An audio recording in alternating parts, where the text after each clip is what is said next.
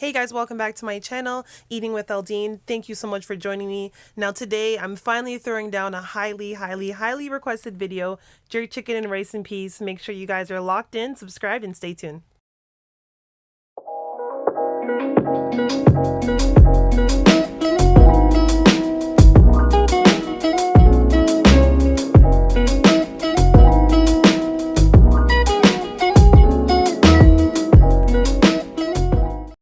Okay guys, so first things first, I have my chicken legs that are already washed here.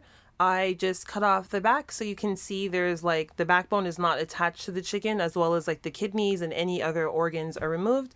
And then I scored the skin. That's just to help the meat get the marinade and really get infused. And here we have my marinade. I will have the recipe in the description box. I'm very proud of this marinade, okay? This took me like a solid hour of refining and perfecting in the kitchen. This actually came out to be really hot, so if you use my recipe and you're not one to deal with spice, don't use as many scotch bonnet. Use like 3. All right, let's seal this bad boy up, lock in. Okay, shit.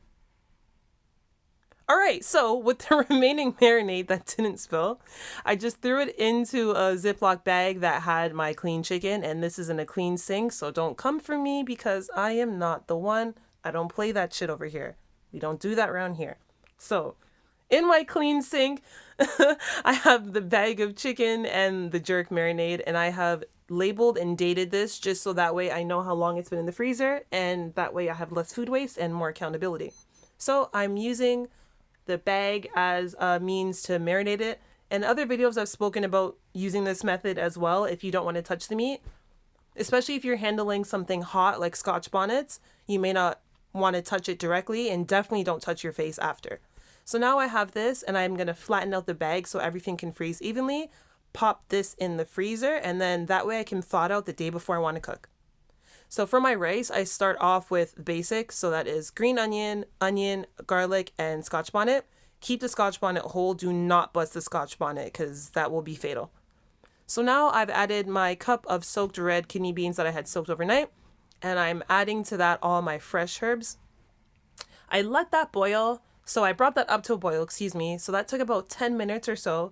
And once that came up to a boil, I added in my dried seasoning. So allspice, thyme, salt, pepper, garlic powder, onion powder, and then the whole scotch bonnet. I continued to let that boil, and now I added in my coconut milk. So just before I added in the coconut milk, I turned down the heat. Nice, like that just looks so good. I'm not really one for creamy foods. I don't really like I don't have a palate that likes rich food, but I love richness of coconut milk, and this rice came out really good, so full of flavor. So now I'm going to let this reduce for about 40 minutes to an hour. And in that time that it's reducing, my chicken had been thawed out the day prior. So in total, this was marinating for 6 days. And now I just have it on my lined baking rack, and it's about to go into the oven. So that's in the oven at about between 400 and 425. And I let that cook. So you can see that the mixture for the rice and peas has reduced. You can see the line where the water was when it first started and where it is now. Definitely let it reduce. You want the flavors to really build.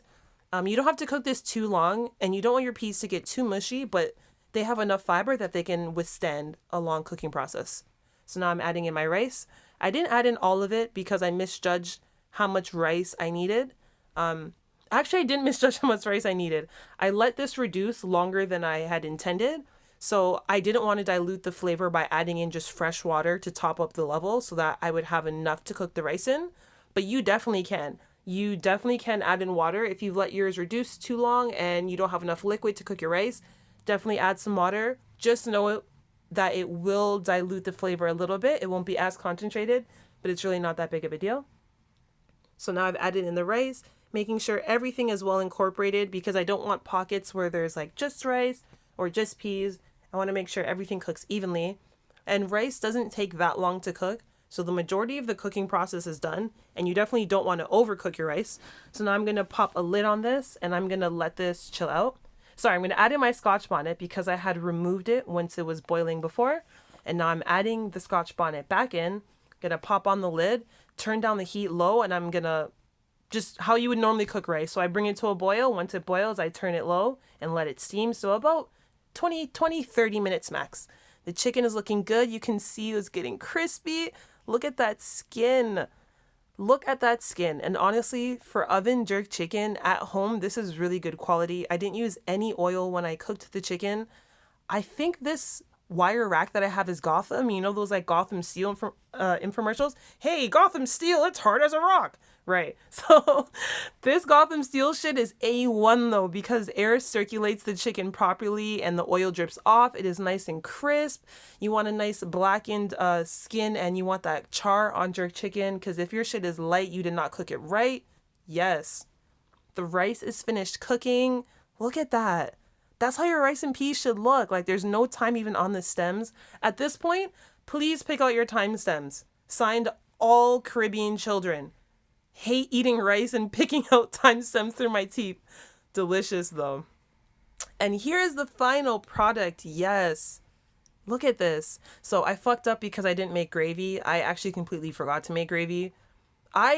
Gravy is not on my list of priorities unless we're talking about curry or oxtail. So definitely create some gravy to go with this if you want, or you know, you can put some barbecue sauce on it. I'm not judging you. And if I am, I'm not going to tell you. So do whatever you want. I really enjoyed this. This came out wicked. This was really good. This was actually my first time making rice and peas. So you guys are learning it with me. And the corn I had just boiled in some thyme and it is delicious. So thank you guys for tuning in. Make sure you like, comment, share, and subscribe. And I'll see you back on another episode. Peace.